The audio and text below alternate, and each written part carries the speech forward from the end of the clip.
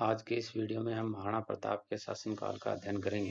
28 फरवरी 1572 को प्रताप का राज्याभिषेक यहाँ ये कर देते हैं। ये मिलकर इनका राज्याभिषेक कर दिया। अब थोड़ी सी हम प्रताप की बात करते हैं। 9 मई 1540 को जन्म होता है। वर्तमान जो ग्रेगोरियन कैलेंडर के हिसाब से देखें तो इस तारीख को जन्म होता है, लेकिन जो विक्रम संवत वाले की हम देखते हैं तो ज्येष्ठ शुक्ल तृतीया 1597 इसमें इसका जन्म होता है। इसके पिता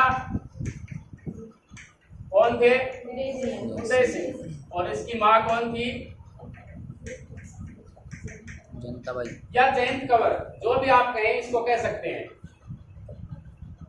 और इसका जन्म कहाँ होता है? कुंभलगढ़ के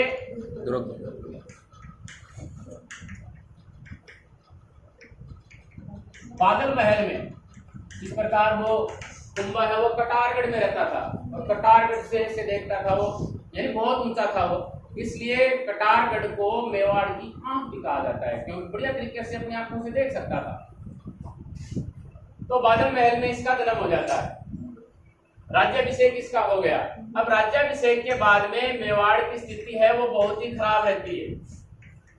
मेवाड़ के लगभग स्थानों पर, यानी चित्तौड़ सहित लगभग स्थानों पर किसका अधिकार था? अकबर का। अकबर का अधिकार था, पहली बात। दूसरी बात, अब इस समय यहाँ की आर्थिक है, राजनीतिक है, सामाजिक है, ये सभी स्थितियां यहाँ की समय क्या थी जी? खराब। बढ़िया नहीं लिख रही है यहाँ पर, खराब थी। और कई तो उपमा देते हैं कि जिस प्रकार आभूषण रहित विधवा स्त्री होती है वैसी स्थिति थी किसकी जी? मेवाड़।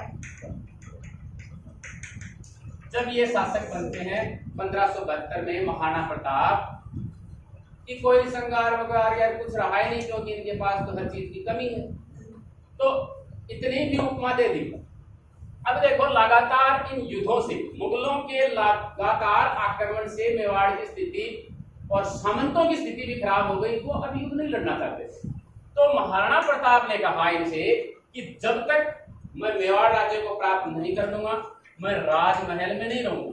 पहली बात इसने कही, राजमहल में नहीं रहूंगा। दूसरी बात, मैं पलंग पर नहीं सोऊंगा। तीसरी बात, मैं पंच धातु से बने हुए जो भी बर्तन हैं उनमें मैं खाना नहीं खाऊंगा। ये सभी इसने त्याग दिए। पंच धातु आप जानते हैं, सोना, चांदी, तांबा, कांसा, पीतल, ये जो है इनका मैं उपयोग नहीं करूंगा। ठीक है, अब आगे चलते हैं। अब क्या होता है कि अकबर की पूरी नजरें हैं कि मैं महाराणा प्रताप को, मेरे को जीतना है, कैसे जीतना। तो अकबर अपना शिष्टमंडल भेजता है। अकबर का शिष्टमंडल, शिष्टमंडल का नाम इसलिए दिया जा रहा है कि युद्ध के लिए नहीं भेजा है। ठीक है, युद्ध करने के लिए नहीं भेजा है, सिर्फ महाराणा प्रताप को मनाने के लिए भेजा है कि जी आप मान जाइए, हमारी अधीनता स्वीकार कर लीजिए आप। तो सबसे पहले भेजते हैं ये नवंबर 1572। देखो तारीख याद करें आप, ये भी बहुत बार आ जाती है। नवंबर 1572, फिर जून 1573, फिर अक्टूबर 1573 और फिर दिसंबर 1573। अब देखो किन किन को भेजा जाता है। एक तो वही व्यक्ति जो कल मारा गया था 1575 में, कौन है? जलाल खान। फौजी, बहुत वाटपटू था, यानी बातें में तो एक दूसरे को ऊपरी नहीं आने देता था, इस प्रकार का था, लेकिन ये असफल हो जाता है। फिर भेजा जाता है किसको? आमेर के राजकुमार थे उस समय, कौन है? मानसिंह। और जो राजा थे, यानी इसके पिता थे भगवंत दास, फिर उनको भेजा जाता है। और अंत में कौन जाता है जी? जो इनके नवरत्नों में से एक। अब देखो 1562 की हमने बात करी थी कि 1562 में है वो आमेर के शासक भारमल है। भारमल के पुत्र है भगवंत दास, और भगवंत दास के पुत्र कौन है जी? मानसिंह। ये इस प्रकार से शिष्टमंडल भेजता है, लेकिन ये मानता नहीं। यहाँ मान सिंह की थोड़ी सी कहानी जरूर है कि मान सिंह आता है और इसके सम्मान में महाराणा प्रताप एक भोज का आयोजन करते हैं, लेकिन कहते हैं कि जब बढ़िया तरीके से भोज का आयोजन हो गया तो महाराणा प्रताप स्वयं नहीं जाते और अपने पुत्र अमर सिंह को उनके स्वागत में भेज देते हैं। और जब कारण जानना चाहते हैं कि मानसिंह जी महाराणा प्रताप जी क्यों नहीं आए, तो उन्होंने कहा कि उनका स्वास्थ्य ठीक नहीं है, इसलिए मैं आपकी सेवा में हाजिर हूँ। लेकिन मानसिंह यहाँ अपना अपमान समझता है। क्यों समझता है? उसने सोचा कि जी हमने अकबर या मेवाड़ सॉरी मुगलों की हमने अधीनता स्वीकार कर ली है, इस कारण वो हमारे सामने उपस्थित नहीं होना चाहते, तो वो अपमान समझता है अपना। और यही कारण मान के वो एकदम महाराणा प्रताप के विरुद्ध हो जाता है और कहते हैं कि ये हल्दी घाटी के युद्ध का कारण हो सकता है। यानी यहाँ से जाकर मानसिंह अकबर के पास गया और कहा कि आप जल्दी से जल्दी जो भी हो सके आप महाराणा प्रताप के ऊपर आक्रमण कीजिए। भेज दी, कोशिश कर ली, अब हम युद्ध लड़ाएंगे इसमें हल्दी घाटी का। कई किताबों में तो 18 जून है, ठीक है, पहली बात आपको याद रखनी है ये, या 21 जून है कहीं कहीं। 1576 तो याद रखना है, जून याद रख लो, ठीक है। 18 पूरा छोड़ देना, नहीं आएगा इस प्रकार से। तो जून 1576 में हल्दी घाटी का युद्ध होता है। अब हम देखते हैं कि जी हल्दी घाटी कहाँ है। 2 घाटियां हैं, ठीक है। एक है जी गोगुंदा, ठीक है, दूसरा है खमनोर, और इनके बीच में है जी हल्दी घाटी। यानी 2 पर्वत श्रृंखला सी है। गोगुंदा ये उदयपुर में है और ये राजसमंद, ये यहां से लेकर ये राजसमंद में है और ये यहां तक उदयपुर। इनके बीच में तंग घाटी है हल्दी। अब होता क्या है कि पहले हम इसके नामों की चर्चा कर लेते हैं जो परीक्षा की दृष्टि से आगे आपको बहुत काम आएंगे। हल्दी घाटी का युद्ध हम बाद में लड़ाते हैं इनको। हल्दी घाटी का युद्ध ये नाम दिया था कर्नल जेम्स टॉड ने, इससे पहले किसी ने नहीं दिया। और हल्दी घाटी के युद्ध को मेवाड़ की थर्मोपिली भी कहा जाता है।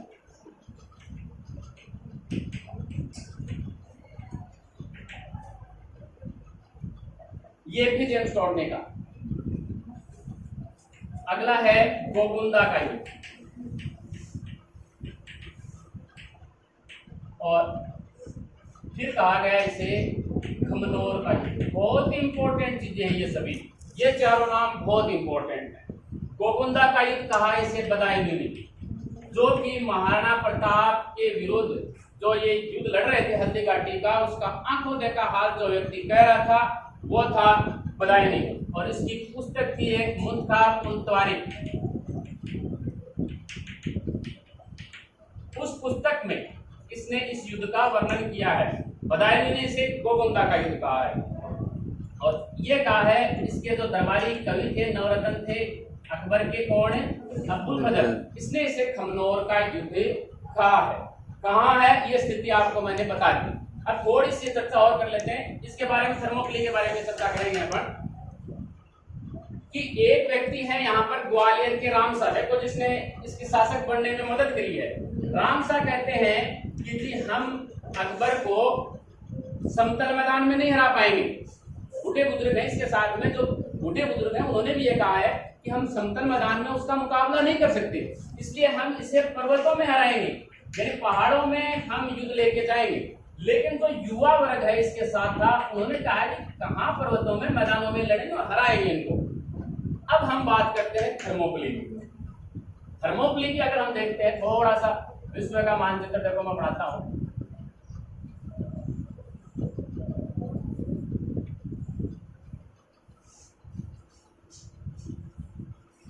ऐसे मानिए आप, यहां यूनान है, ठीक है, और ये फारस है, ग्रीक जो भी है। इस समय यहां का शासक था जेरेक्स।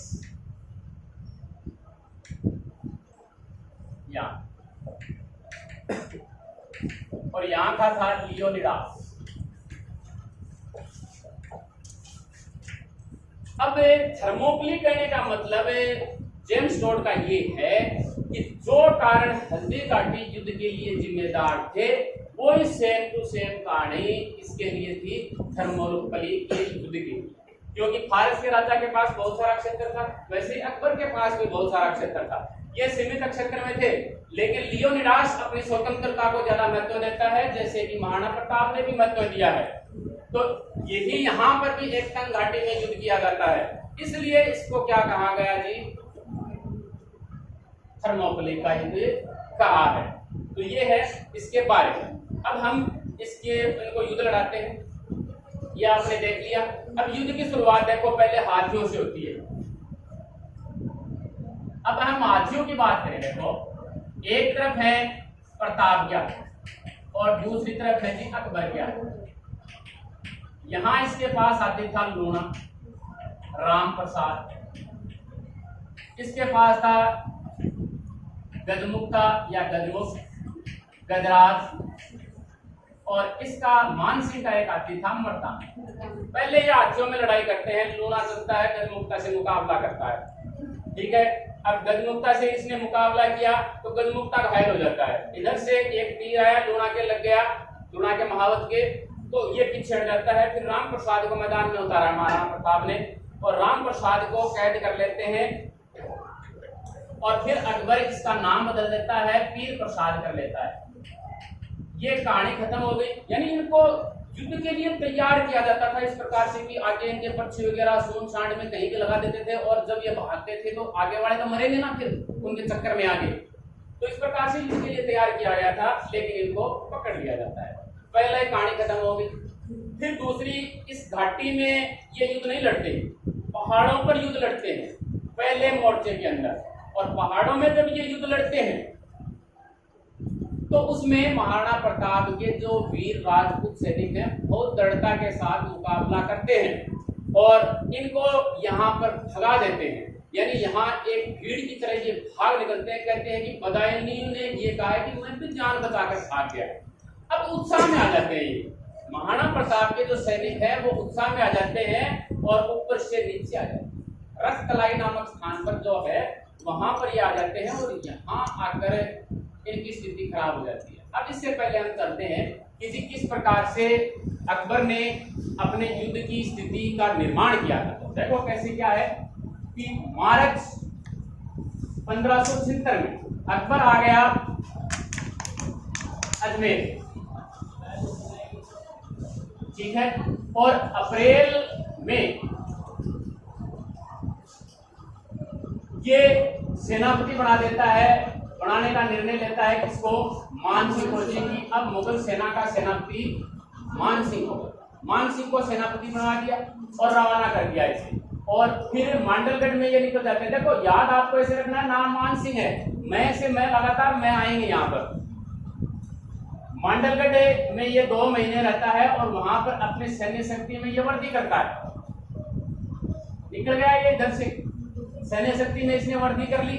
फिर ये और आगे चलता है और खमनौर नामक स्थान पर जाता है ना, खमनौर, और वहां से ये फिर आगे चलता है और कहा जाएगा, बनास नदी के किनारे मोलेला गांव में ये यहाँ पहुंच गया।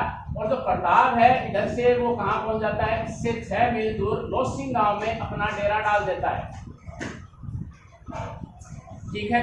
अब हम इसके मुख्य सेनापतियों की बात करते हैं। जो यहाँ अकबर है, जो अब अकबर है उसका मुख्य सेनापति कौन है, मानसिंह है, ठीक है। इसका सह सेनापति वो है आसफ खान।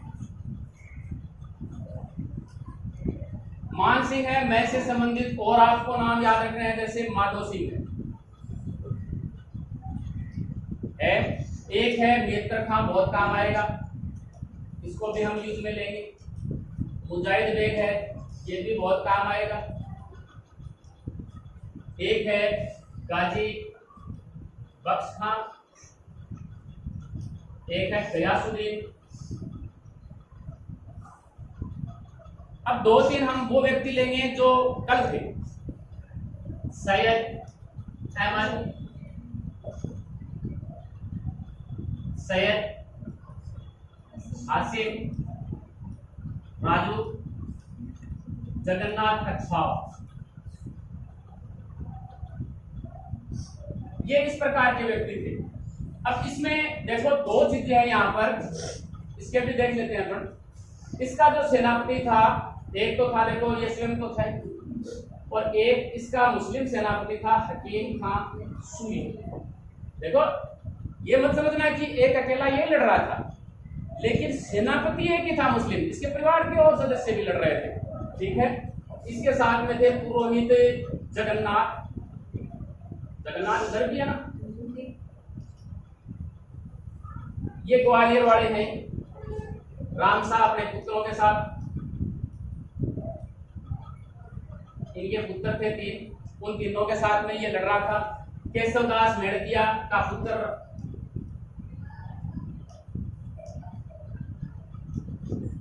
रामदास, शंकरदास, जैसाचारण, पुरोहित गोपीनाथ,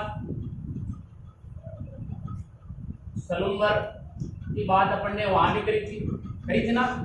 हाँ, यहाँ भी है कृष्णदास, वहां रतन सिंह था, सरदारगढ़ का भीम सिंह,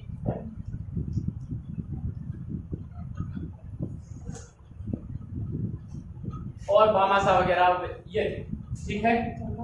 अब हम 2 चीजें यहाँ पर आएंगी, एक हरावल और दूसरी चंदावल। 2 चीजें, हरावल और चंदावल। ये नाम तो देखो आपको देखने हैं, जो याद रहे वो ठीक है, नहीं याद रहे तो मुख्य हरावल चंदावल वाली जो स्थिति है वो आप जरूर याद रखिए। हरावल होती है कि जो सबसे युद्ध में आगे वाली पंक्ति, ठीक है, जो अग्रिम पंक्ति है युद्ध में उसे कहेंगे जी हरावल, और चंदावल सबसे पीछे वाली पंक्ति को कहेंगे। तो इसमें हमने चंदावल का कुछ नहीं देख रहा है, लेकिन यहाँ चंदावल में थे वीरता, इसमें सब कुछ हरावल नहीं है। लेकिन यहाँ इनके जो हरावल में है वो एक तो है देखो सैयद आसिफ, मुख्य थे यहाँ पर, हरावल में सबसे आगे थे। इसके साथ में थे आसफ खान और जगन्नाथ कछवाहा, ये वगैरह थे इसके साथ। और महाराणा पर इधर देखो, इधर तो देखो एक व्यक्ति वो भी रह गया, मान सिंह अखेलार, यानी इसका मामा, और एक रह गया झाला विद्या। अगर हम संग्राम सिंह की बात करें वहां झाला कच्चा था, यहाँ झाला विद्या है, और इसे मन्ना भी कहा जाता है और मान भी कहा जाता है। अगर आप कंफ्यूज मत हो जाना, कहीं झाला मन्ना भी मिल सकता है, झाला मान भी मिल सकता है, ठीक है। ये हरावल में। अब युद्ध की स्थिति आ गई, लड़े बढ़िया तरीके से, इनका युद्ध यहाँ पर चल रहा है। अब इसके बाद में क्या होता है, इस युद्ध के अंदर आखिरवाड़ा हो गया, दूसरी स्थिति हो गई, इन्होंने कहा जी कि अब हम मैदान में लड़ेंगे, ठीक है। मैदान में जब ये जा रहे हैं तो मैदान में स्थिति पलट जाती है फिर, यानी मैदानी भागों का तो अकबर को भी, जो मुगल सेना थी उनको बहुत ज्यादा अनुभव था, तो इनकी स्थिति यहाँ पर पलट जाती है और एकदम भगदड़ सी मच जाती है। वहां पहले भगदड़ मची है तो लूणकरण के नेतृत्व में वो मुगल सेना वो भाग खड़ी होती है। बदामी कहता है कि मैं भी भाग खड़ा हुआ था, लेकिन अब स्थिति बदल गई और कहते हैं कि पहचानना मुश्किल हो गया कि राजपूत जो मुगल सेना के हैं वो कौन से हैं और मेवाड़ सेना के कौन से हैं। तो इस समय बदायनी आता है आसफ खां के पास, आसफ खां है ना, आसफ खां के पास आता है कि जी हम किस पर तीर चलाएं या वार करें, हमें पता नहीं चल रहा है। तो आसफ खां कहता है कि आप तो वार करते जाओ, मारते जाओ, राजपूत किधर से भी मरे हमें कोई परवाह नहीं, भला इस्लाम का ही होगा, मरने चाहिए, अपने को कोई मतलब नहीं। बदायनी ही इसको सेनापति बनाने का विरोधी था मान सिंह का, एक हिंदू सेनापति है, मुगल सेना का विरोधी था, लेकिन उसने बड़े उत्साह और लगाव के साथ जब मान सिंह को लड़ते हुए देखा तो उसकी धारणा बदल जाती है। एक व्यक्ति है नकीब खान, तो सरंग सट्टा बदायनी का, इससे जब युद्ध में चलने के लिए कहा बदायूं ने कि आप युद्ध में चलिए, तो ये कहता है कि जी अगर इस सेना का सेनापति एक हिंदू नहीं होता तो मैं युद्ध में चलने वाला पहला व्यक्ति होता। अब युद्ध में हम आगे चलते हैं। अब इस समय स्थिति थोड़ी सी ठीक नहीं रहती, दोबारा इसकी खराब सी हो जाती है। तो इस समय एक व्यक्ति है मीरतरखा, ये चंदावड़ में थे, सबसे पीछे थे, और ये अफवाह फैला देते हैं, एक झूठी अफवाह फैला देते हैं कि जी बादशाह सलामत। बादशाह सलामत कौन है जी? अकबर। अकबर ये एक बड़ी सेना लेकर आ रहे हैं। तो फिर से इसके अंदर उत्साह हो जाता है। जिस प्रकार बाबर ने देखो मजहबी संदेश दिया था, वैसे ही इनके अंदर फिर उत्साह आ जाता है और बड़े मनोयोग के साथ में ये लड़ते हैं। लड़ाई फिर जारी है बढ़िया तरीके से। अब आगे क्या होता है कि महाराणा प्रताप ने देखा मान सिंह, ठीक है, महाराणा प्रताप है चेतक पर और मान सिंह जी हैं वो किस पर हैं? मर्दाना नामक के हाथी पर है।